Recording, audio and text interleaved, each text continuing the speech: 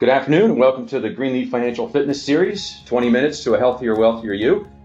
Today's episode is Lost in Space, where we're going to be discussing misplaced and lost accounts and how to prevent it and how to fix it, maybe if it already happened to you. As always, we give a quick introduction to the team. Here we have Jamie Greenleaf. Jamie is a partner and advisor with Barrow Greenleaf. Here with me today, Jim Hiles, Managing Partner of First Capital Advisors Group, and yours truly, I am Jim D. I'm a financial advisor with Greenleaf Financial.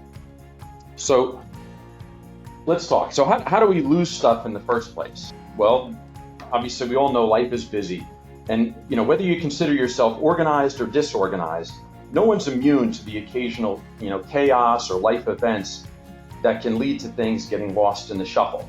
So, here we see some of the things that cause that to happen to people. Things like, you move, and in that process, we know how busy it gets and how you can lose track of things and think, well, I'll take care of that after I settle in at my new place. Whether it's a new residence or it's a new job, same thing happens there. I'll circle back and deal with that when I'm settled in, right? And then life is busy. People forget about details of some of their old benefits. Maybe they had a small pension plan they forgot they had, or a small retirement plan they just started participating in. We oftentimes start things, but then we tend to not finish them, put them on the back burner, and they wind up in the circular file. Marriages and divorces can obviously create havoc in terms of people's personal finances and planning. Medical and family issues or other things that can cause havoc and cause things to be put on the back burner and then never get back put on the front burner. And when your employer or an ex-employer changes their benefits or providers, and you think, well, I'll go back and I'll deal with that some other time, and then maybe your ex-employer gets bought out, or they change their service providers, and then it's much harder to track down old retirement plans. So some of the things that might get lost in the shuffle, as we see up here, are things like savings and checking accounts, custodial accounts, things at banks. Like I said, if you move and you lose track of, you don't go back to the old bank and you left a small account there or a CD that wasn't mature yet and thought I'll circle back on that at some point in the future. Retirement accounts, a 401k, 403b, a pension, as I already mentioned, a 529 plan, a relative started for a kid and then you forgot about it and you started your own. This happens a lot. Credit cards, people tend to forget sometimes that they had a card open with whether it's an individual store card or a card they don't use anymore. Life insurance policies, this is a big one. We see this a lot. People buy a life insurance policy and then don't tell their family members about it. They get old, forget about it, or they get old and pass away and no one else knew about it. Those things get lost. And then, of course, important papers, things like your will and your living will and healthcare and durable powers. Those are all things that often get lost in the shuffle. So, Jim Hiles, tell us how to get organized.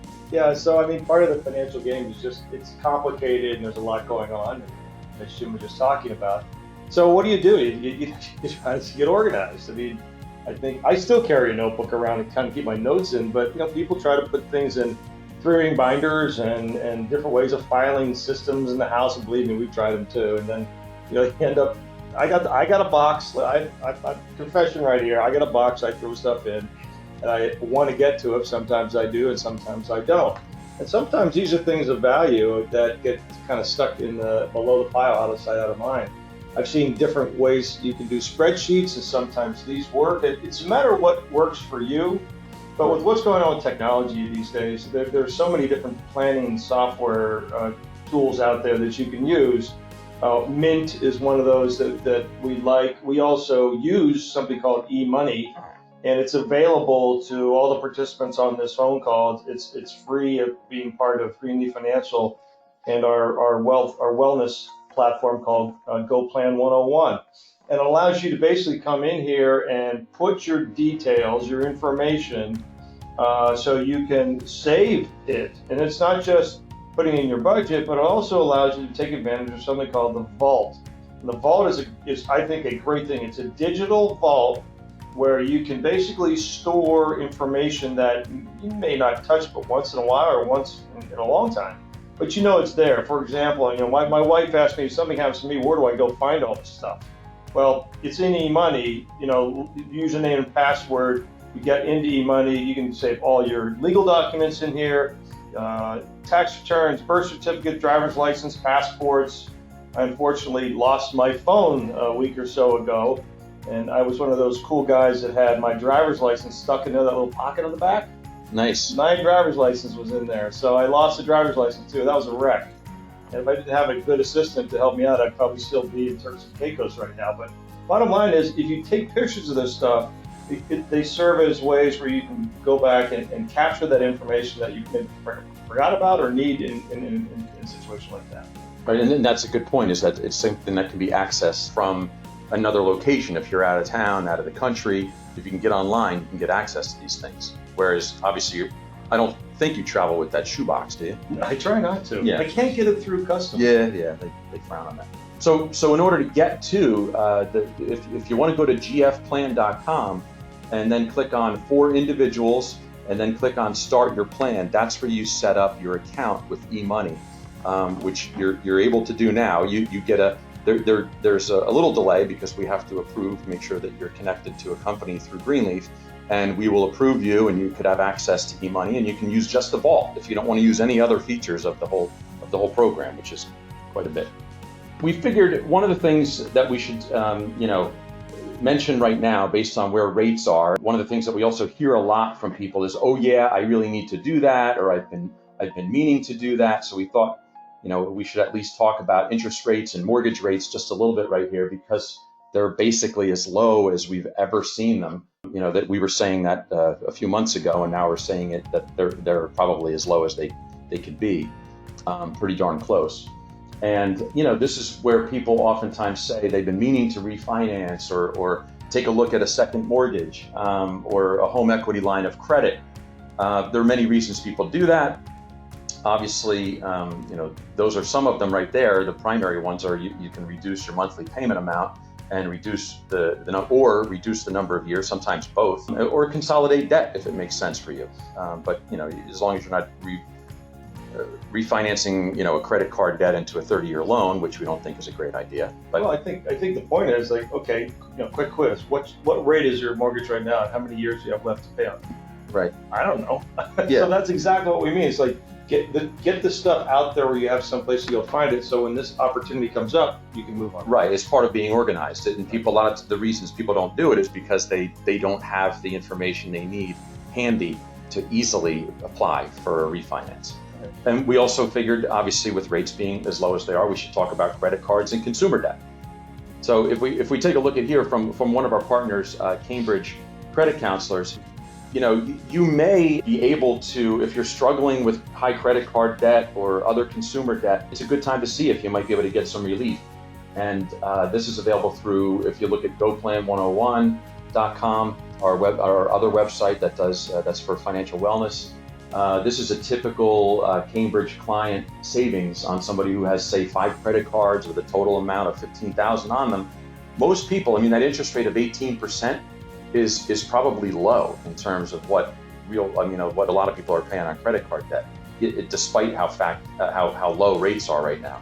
Minimum payment of $375. It's going to take you 382 months to pay that off. Through if you there's a free counseling session with them, and if it turns out that it makes sense for you, you potentially could get your rate down to 8%. In this example, obviously reducing your monthly payment, but also look at the number of months to pay off the debt and what that total savings is. So it's worth looking at. And again, it's one of those things people say, I've been meaning to do that. You know what? If you've been procrastinating, congratulations, it's paid off. Rates are as low as they've ever been. So now's a good time. So we've talked a little bit about GoPlan 101. This is a financial wellness site. It is available to you. Take advantage of it. So if you want to actually go and find someplace and talk to somebody about your mortgages or your credit card debt or even your student loans, go to GoPlan 101 and click on this icon, and you'll dive right into a little deeper resource center where you can talk to somebody, either a mortgage consultant in this case or a credit card debt specialist, to help with your student loans as well. So it gives you some opportunities, some resources. Just go start talking to people about what you can do. That's really what the whole point of this message is. Right. And if you don't even want to go that far, at the end we have our contact information on this. So feel free to call us and we'll try to steer you in the right direction. So now let's talk a little bit about what happens when people lose track of accounts and what they call unclaimed property. So here, according to the National Association of Unclaimed Property Administrators, there are tens of billions of dollars in unclaimed property floating around out there in the world. Over 3 billion is returned to the proper owners every year. But on the other hand, another 7 billion new is added. So we're plus 4 billion, quick math there, every year. So tens of billions is probably lowball number. There could be literally. Is that like $1 million per person per year? We're not getting into that. I'm amazed at this. Every time someone brings this up, I'm like, you gotta be kidding me. But there's a ton of unclaimed property out there. 1 in 10 people, they say, have unclaimed property floating around. So how do we find that? How do you find it?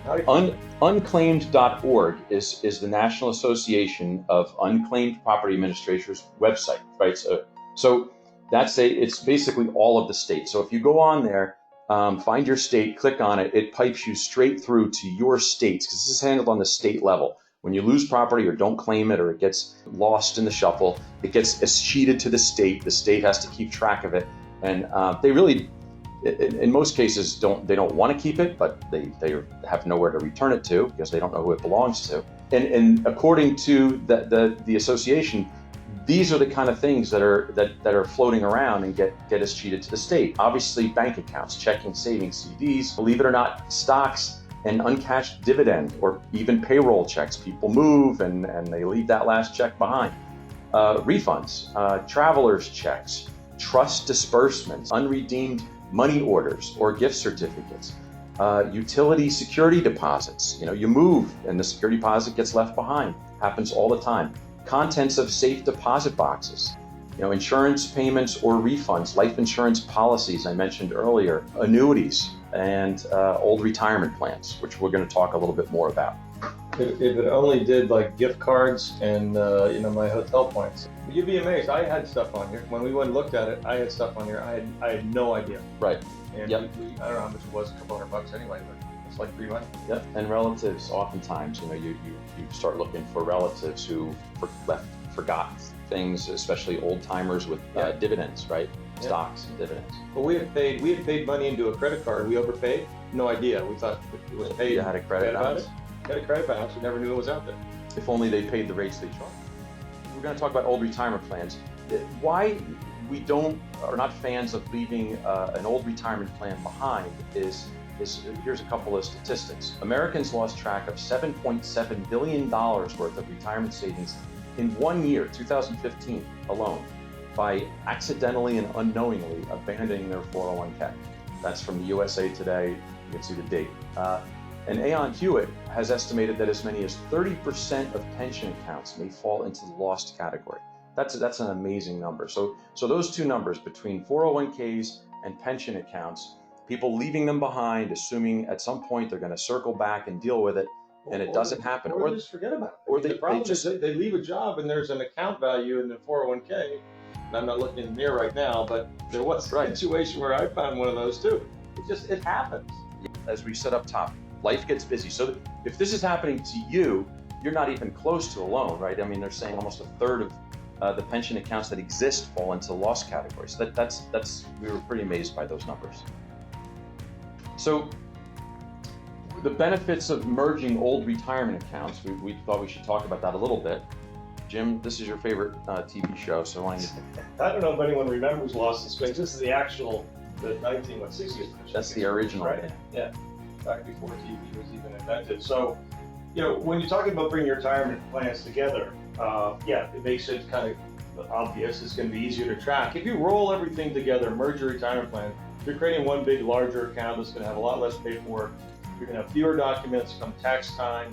When you get to retirement, you want to begin to take money out. You're going to be asked to take something called a required minimum distribution out of your retirement plans. And that means you have to know what all your retirement plans values are Then you have to add them all up and try to figure out how it's going to work between the plans. Roll it all up into one. It's a heck of a lot easier to deal with these required minimum distributions, so you don't miss any of them. If you miss a required minimum distribution because you don't know where an IRA is or something like that, then you're going to get penalized. The penalties are 50%, so it's a pretty big penalty. It's a stiff penalty. Yeah, you don't want to mess with that. So simpler, yes, this is obviously simpler for the family and beneficiaries, because the other thing that happens with IRAs and retirement plans are beneficiary designations. So one of these interesting assets that actually within themselves direct where the assets go if somebody were to become disabled or die. So if you have it in one versus 3 different beneficiary patterns and 3 different plans, it's going to go all over the place. Right. So this is how you sort of keep it together and coordinate. That's a big one. We see marriages, divorces, and remarriages with an old plan that nobody ever went back and changed beneficiaries because they haven't worked there in 10 or 20 years. That those kind of stories crop up all the time. Yeah. We realize that no one intends to lose track of accounts, right? But we also realize that this is not second nature to a lot of the people that are on this webinar, or people in general. And what I've found is a lot of times people they don't even realize that they have an option of moving their old plan into an IRA, or called a rollover, or rolling your old plan into your current employer's plan, if the plan allows it, and most do. But it's really pretty simple, to do a rollover. Basically, it's not a taxable event. It's not a distribution. What you don't want is a check made payable to you, and then try to find a place to deposit it to a new IRA. What you want to do is open an IRA, then contact your old employer and let them know that you want to roll over your 401k or your 403b or whatever type of retirement plan you have into an IRA, and then the check gets made payable to the new custodian, not to you personally. Right, there's no withholding on that or anything of that sort. You do it right. Right. And once you get the money in an IRA, you have the world as your oyster when it comes to investments. You can invest pretty much in anything available in the marketplace. You could probably get the same or similar funds from the retirement plan, but you can also invest into, literally, most retirement plans have a limited menu of fund choices. Now you can invest in all different kinds of things that make sense for you at the time. If you go to a bank, this is another, I've heard this a lot in my career. People thought an IRA was a bank CD, right? They literally thought if they said I was going to go to the bank and open up an IRA, the only option was an IRA CD. Obviously, an IRA is an individual retirement account, and you can invest in pretty much anything, as Jim was just saying, that you can invest in a regular investment account, you can invest in an IRA. Yeah, one of the things, just as a side note, it's March 10th, and interest rates are at all-time historic lows. I imagine CD rates aren't paying much right now. Right. So you've got a lot more choices to consider out there, considering what's going on in the market today. So, opening the IRA is a paperwork thing that should allow you over time to consolidate. We're all going to probably end up having an IRA, and we're all going to probably want to have one IRA when we retire. That's generally how it works. It's just easier to manage. Consolidation is definitely key when people get into their golden years. First of all, you don't want to deal with too many different accounts. We've talked about this before. There's something called cognitive decline. People are not as sharp, believe it or not, as you get into your golden years. So it's just a lot easier to keep track of one account statement, one firm. In summary, we want to just tie it all up. Basically, start from the top and organize your finances. We showed you one way to do it with e-money. There are other ways to do it. Sometimes people need both. Something physical and something digital. Not just your financial accounts, but other important documents. Know where they are. Make sure your loved ones know where they are. It would be a good time to review mortgages and other debts. We showed you how to search for lost money, and also, look if you have any rollover accounts before they become lost money. If you have any, consider whether you should be rolling them into your current employer's plan or an IRA. Use GoPlan101.com as a resource. On that retirement account thing, look, if you need help, call us. I mean, if you want to open an account at any one of the custodians, Fidelity, Schwab, TD, whatever, we can help you do that if that's something you need some help with. GoPlan 101 is there as a resource. You'll learn a lot about how to do it. But if you want to talk to somebody, you can contact us directly here, or you can contact us through GoPlan by contacting the coach, and we'd be happy to help you out. And that's it for today. We're right on time. So join us for our next webinar, which is another kooky name. The robots are coming, which is where we're going to talk about financial technology or fintech and where it is today, how you could benefit from it, where we think it's headed. And that'll be on Tuesday, April 14th at 2 p.m. Have a great day.